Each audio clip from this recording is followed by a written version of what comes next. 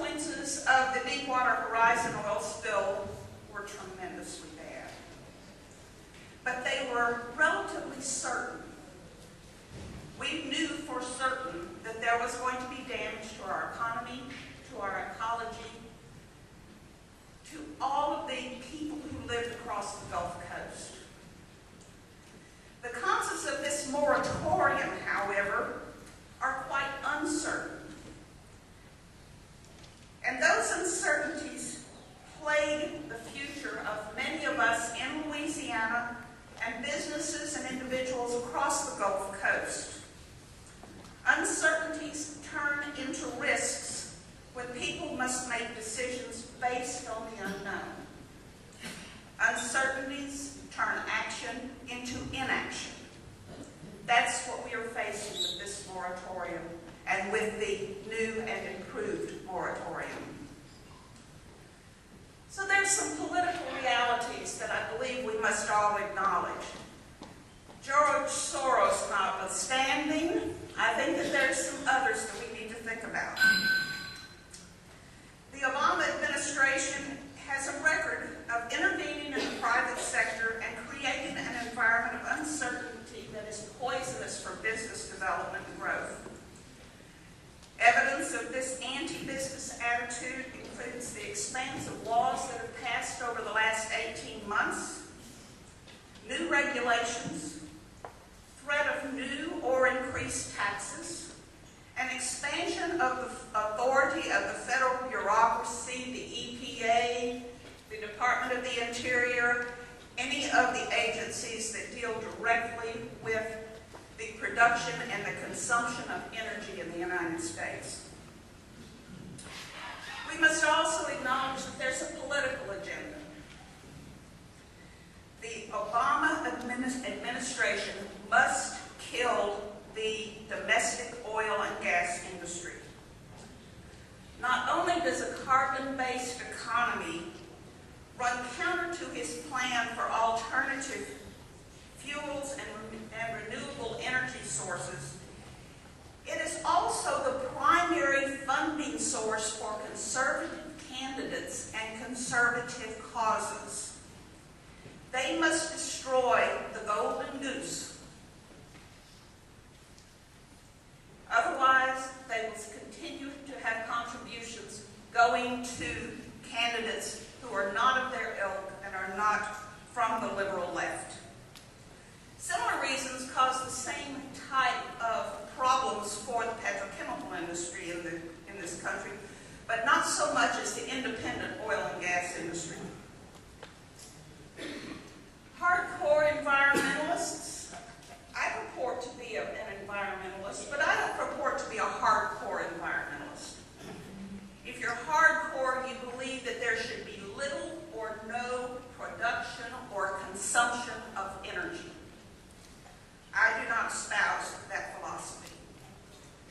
And if you do have any production of energy or consumption of energy, carbon tax, cap and trade, you tax that source of energy so that you can promote the alternative fuels. The administration also has another tactic, and it's to kill any type of big business, organized business group, or trade association, either by regulating it to death or co-opting it or them into submission. During the past year, numerous companies and trade associations got co-opted. They gave into the administration, and their rationale was, we needed to have a seat at the table. Consequently, they have totally lost all of their ability to negotiate and to draw a hard line. And finally, we must acknowledge that what's going on in Louisiana, in Washington, D.C., there's just so much going on in Washington, D.C. Not only is the government growing, but the bureaucracy is growing to support this bigger government.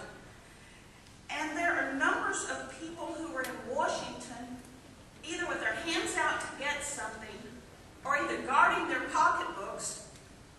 And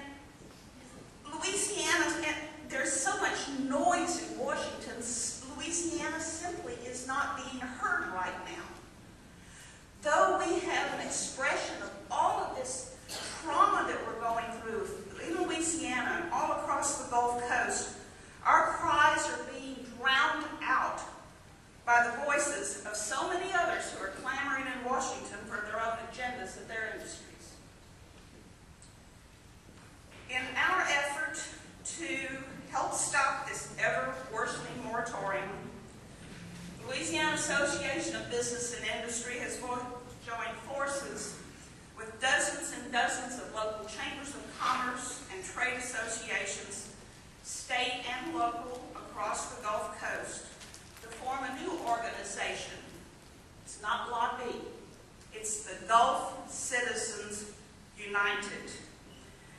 It's a 501c4 organization dedicated to bringing attention to the economic hardships associated with the oil and gas drilling moratorium and working toward its cessation. Not only are we working with the U.S. Chamber of Commerce, as we did in filing an amicus brief in the recent case that Judge Feldman reversed the decision in it. We were very happy to work with local chambers also to get them coordinated with it. But just today we had a full-page ad in Politico that we co-sponsored with all of those same groups. We are reaching out to the Washington audience. Other associations are doing some of the same type things, reaching out, but we are trying to coordinate it as a national problem. We will fund the program, and we will run a major media campaign targeting the Washington, D.C. audience. It's not just a Louisiana problem, not just a Gulf Coast problem, it's a national problem. So, how can the Tea Party participate in this movement? You have some of the same opportunities that other groups do. You have friends and associates throughout the country that you can reach out to. Not only will the people in the Gulf states have problems and experience the difficulties, but the energy costs and supply will be problematic for the country. Energy costs will rise, with 70% of our domestic consumption of oil and 30% of natural gas coming from the Gulf, so we do know that we would have to import more. A big issue for your friends who don't care about utility costs or consumption or production.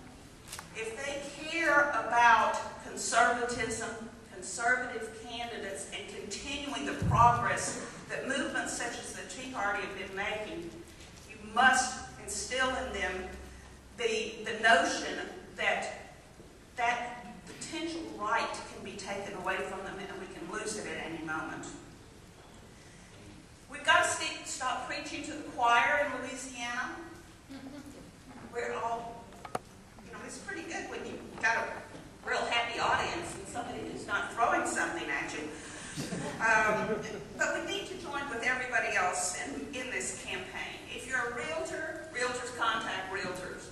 If you're a banker, contact bankers. Car dealers, wholesalers, retailers. We have all these contacts across the country. Each and every one of us do. Local governments are working very closely with us on this program. But we must have everybody reach out to those people in other areas who have some degree of influence.